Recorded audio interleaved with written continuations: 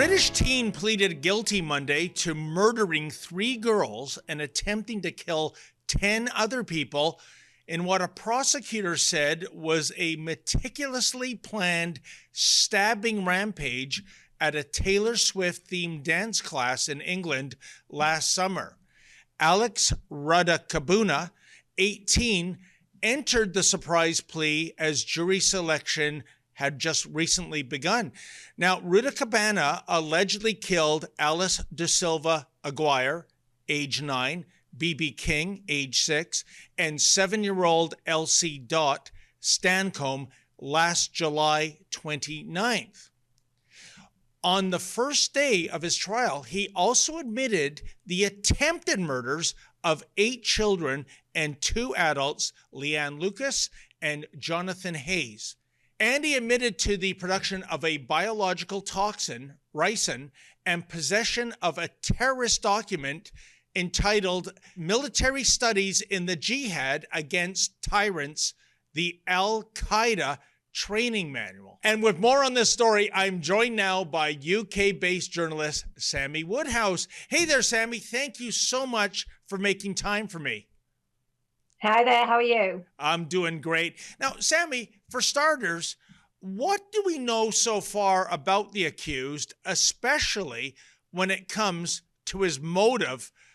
Well, that's what we attended court for today. The trial was meant to go underway, which was meant to last for about 46 weeks. Now, when we got into court, he at the last minute, changed his plea and pleaded guilty to every single count. So no information has come out in the court case as yet, and there's going to be sentencing on Thursday at 11 o'clock. At 11 o'clock at Liverpool Crown Court.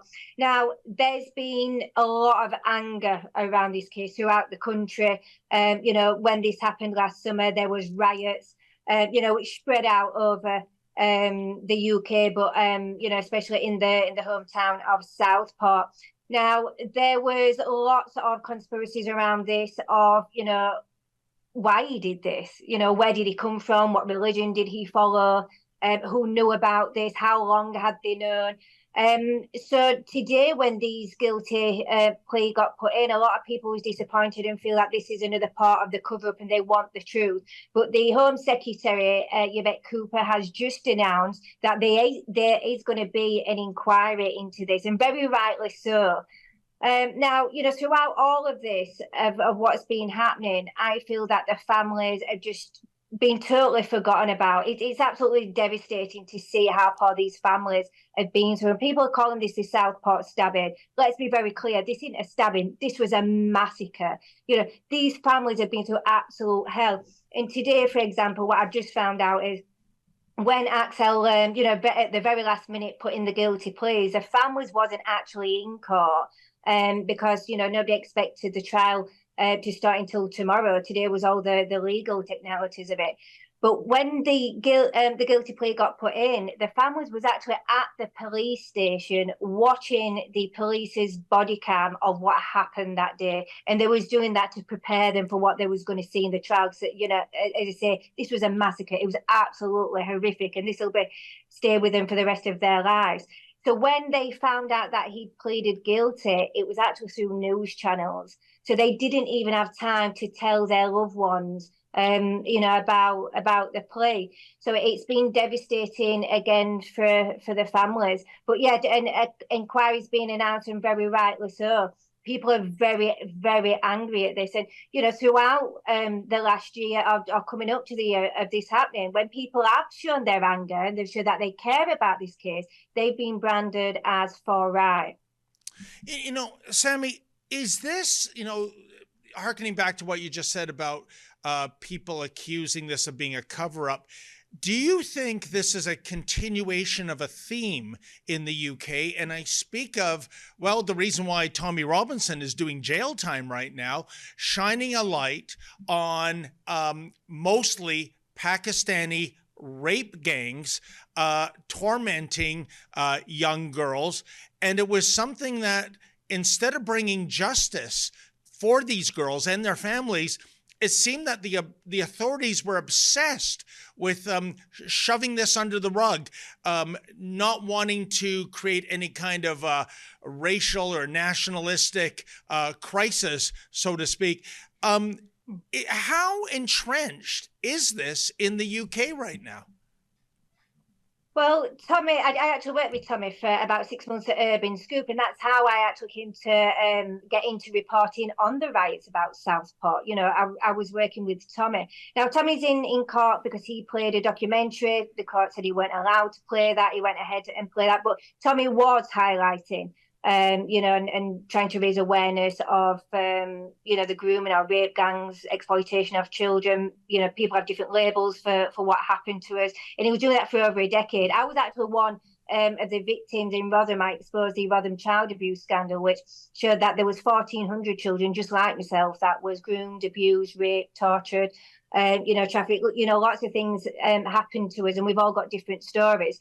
But one of the reasons why people didn't want to, you know, kind of tackle that and bring perpetrators to account is because majority of the perpetrators were Pakistani Muslim men, and majority of the victims were white, non-religious female children. Now, I think when, you know, we talk about Southport, which of course is different, but when this, you know, first happened, there was lots of talk of, you know, who is it? Where is he from? Is he Muslim? So when the riot started, there was a mosque at the side, you know, that got vandalized. And it very much in some respects became, I suppose, a war about religion. The problem that we have in our country is that we are never, ever able to have honest and open conversations about race and religion, and things get buried and covered up.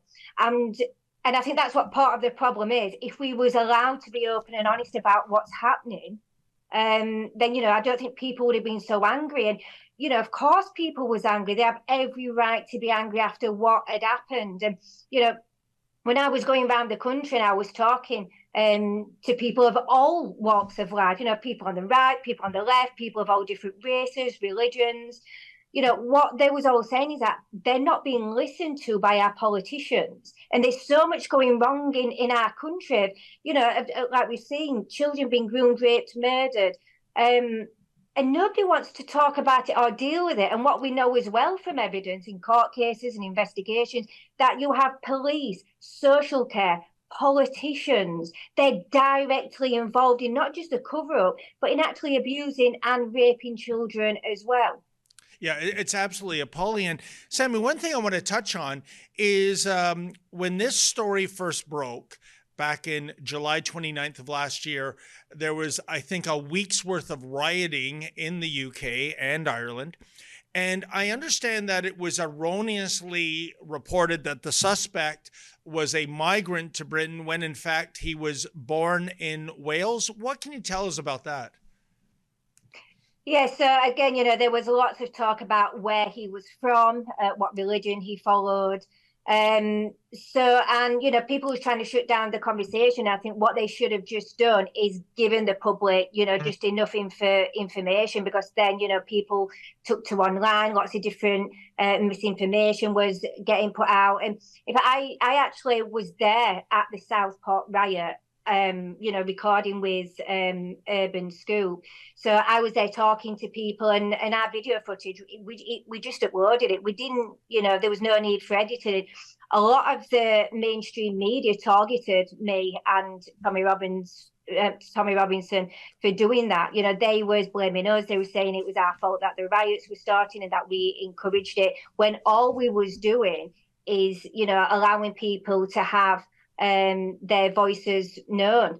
But yeah, I think there's still a lot of information to come out about Axel. And, you know, I've been online earlier, you know, and as well, what we now know is that he has been on the radar of authorities for a very, very long time.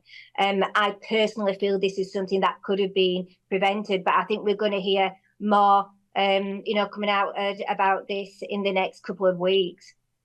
Sammy, I mean, I just can't imagine the savagery involved in going into a venue filled with little girls who are just having fun. They're listening to Taylor Swift music, and then to take a knife and literally stab some of them to death and attempt to murder so many more, certainly nothing is going to bring back those little girls. But now that Axel has pled guilty, what can the British public expect in terms of the sentence this person is going to receive?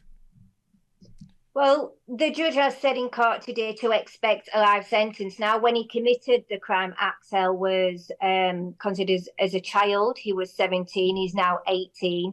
The judge did give permission to name him when he was 17 because, he's protected as a child. I think the sentencing is going to be really interesting.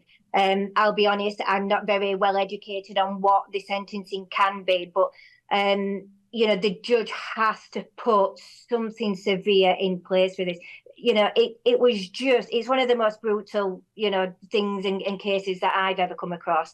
And if they don't, there's going to be outrage yet again. And that's why this inquiry is important, because we need, as a public, the truth and the answers of what exactly happened, who knew what and when.